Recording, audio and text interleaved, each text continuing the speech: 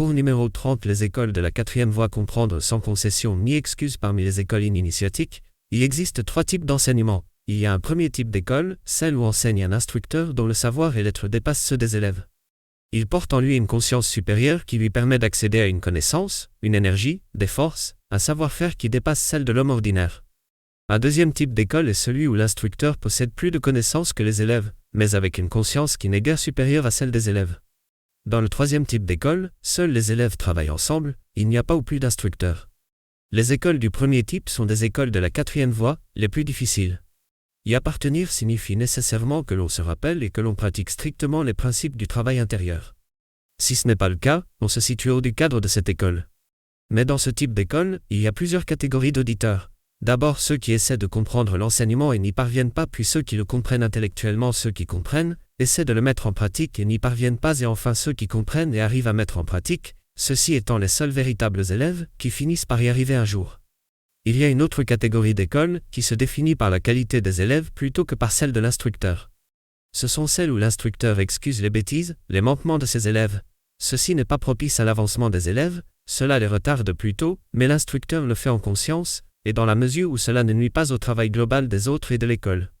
Le niveau du troisième type d'école, où seuls des élèves se rencontrent pour travailler ensemble, est conditionné par la qualité de ces élèves. Font partie de ce type d'école les écoles rosicruciennes, la franc-maçonnerie et l'anthroposophie sous sa forme actuelle. Dans le premier type d'école, l'instructeur n'est pas dans une forme de réprimande, mais il exprime les choses clairement parce que cela seul permet à son élève de constater la justesse de ce qui lui est dit et de changer. Pour y commencer le travail, il faut s'atteler à comprendre la signification de cet enseignement, issu de la conscience supérieure, et en appliquer strictement les règles, sans les discuter, parce que celui qui les donne a simplement un savoir plus grand que ses élèves.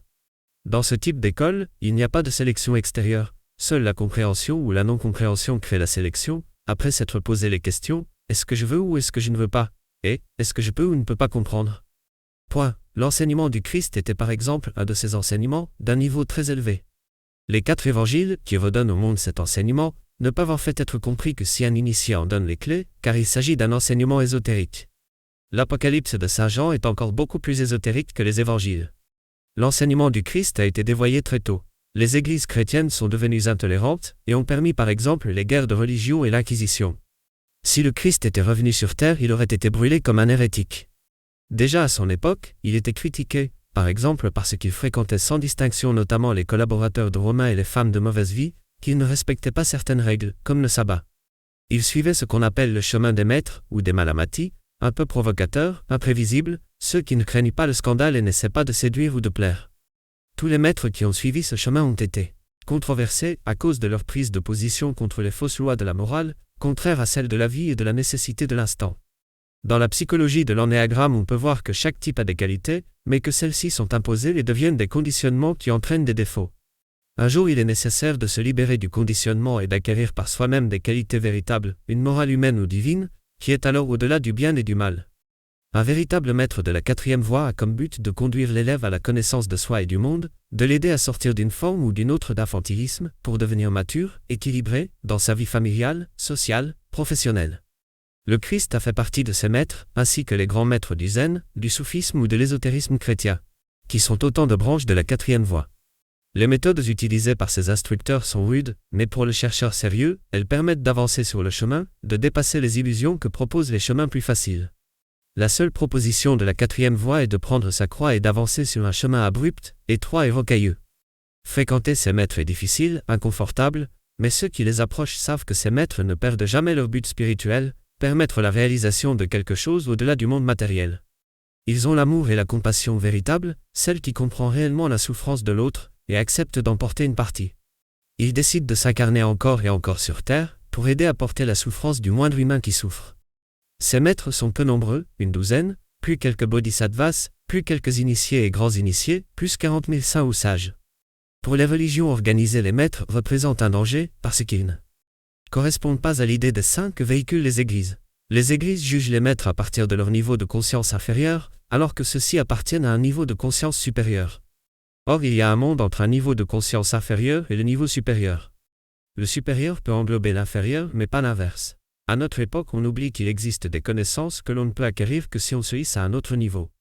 Pour juger de la validité d'un enseignement même si on n'est pas au niveau requis de compréhension, le bon sens peut néanmoins en percevoir la cohérence et la logique. Mais cela reste subjectif, il ne s'agit jamais de faire confiance aveuglément à un enseignement ou au maître qui l'enseigne. Mais ce maître sait ou peut savoir tout ce que l'élève ignore et son rôle se limite à éclairer l'élève, à le guider. Son but est la transmission de cet enseignement. Jamais ce qu'il enseigne ne va à l'encontre du bon sens. Au contraire, il aidera toujours à s'insérer dans la vie sociale, professionnelle, familiale, car on ne peut avancer qu'au contact d'autres personnes avec qui l'on vit. C'est l'endroit où le destin nous a placés pour nous éprouver et nous permettre d'évoluer, à travers l'effort ou à travers la souffrance. Le maître peut aider à comprendre, mais cette aide n'est efficace que pour celui qui a des oreilles pour l'entendre. Le maître ne peut décider à la place de l'élève, mais il peut l'aider à voir plus clair, ce qui facilitera la prise de décision par l'élève lui-même. Un jour ou l'autre, le maître brise l'image, l'illusion que l'élève a de lui-même, pour que l'un et l'autre puissent avoir des relations saines et libres. L'enseignement d'un maître véritable est en constante évolution, transformation. L'un des effets de cette attitude est d'éloigner ceux qui veulent scléroser l'enseignement et ainsi lui retirer de sa force. Le but d'un enseignement comme celui-ci est de casser les fausses stabilités, les fausses sécurités de l'élève pour l'amener peut-être à la vraie stabilité. En révélant, en enlevant ce qui n'est pas vrai, peu à peu il laisse la place pour que la vérité s'installe. C'est le NE-TI, NE-TI des hindous, pas ça. L'enseignement évolue constamment et pourtant chacun des domaines abordés est l'une des pierres de construction du temple intérieur. Chacune de ces pierres est nécessaire, mais il faut s'en détacher pour continuer la construction. On ne peut pas prendre une partie de l'enseignement, on ne peut prendre que l'ensemble, intégrer le tout. Les attitudes abruptes des maîtres évitent d'autre part que l'on les idolâtre, car ce n'est pas ce qu'ils recherchent. Le seul but qu'ils poursuivent est de trouver les moyens de faire évoluer les autres, l'humanité, de la libérer. C'est encore plus nécessaire aujourd'hui, à une époque où les moyens de communication permettent de transmettre un conditionnement instantanément à la terre entière, de la manipuler. Si quelques-uns n'arrivent pas à se libérer, l'humanité deviendra de plus en plus mécanique, de moins en moins consciente. Celui qui n'est pas conscient, qui est ignorant, laisse le mal progresser. C'est pourquoi la connaissance est vraiment un devoir humanitaire, c'est le premier devoir de l'être humain d'aujourd'hui. Mais il doit pour cela rester intégré dans le monde et prendre la responsabilité d'un travail, aussi simple soit-il, au service d'un but élevé, sinon tout cela ne reste que théorie et rien de réel ne s'incarne.